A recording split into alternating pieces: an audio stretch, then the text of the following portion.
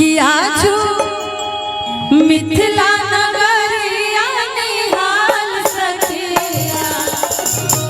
चारों दुल्हा में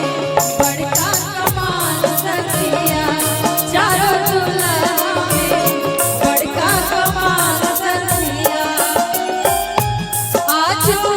मिथिला नगरिया निहाल सखिया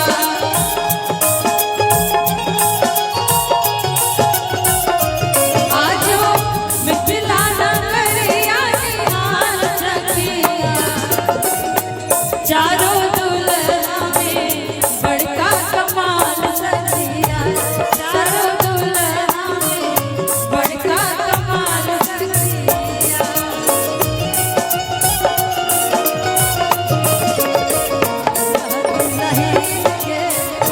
जोड़िया बनत रहो दुल्हा दुल्हन के समझ के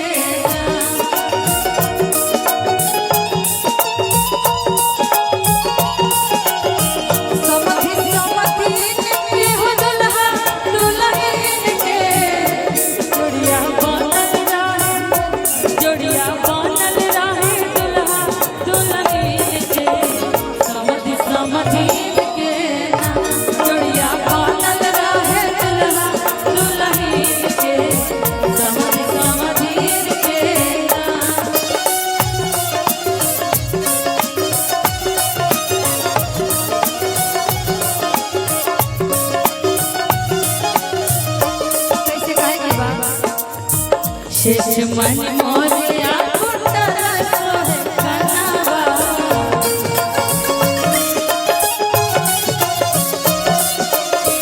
कार कार कजरा रे जुलमी नयनावा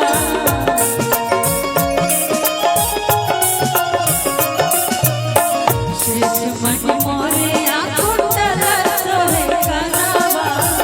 कार कार कजरा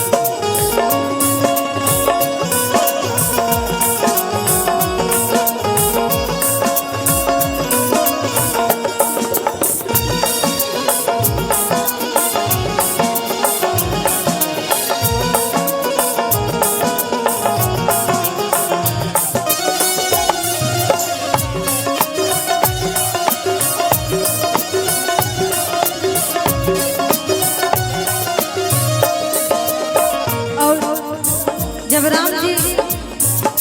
दुल्हा बनल रहे माता सीता के तब पूरा मिथिला के जितना निवासी लोग रहे लोग सब ये आश्चर्य में रहे कि जेकर दर्शन खातिर ऋषि मुनि इतना यज्ञ तप करत आ लोग उ लोग दर्शन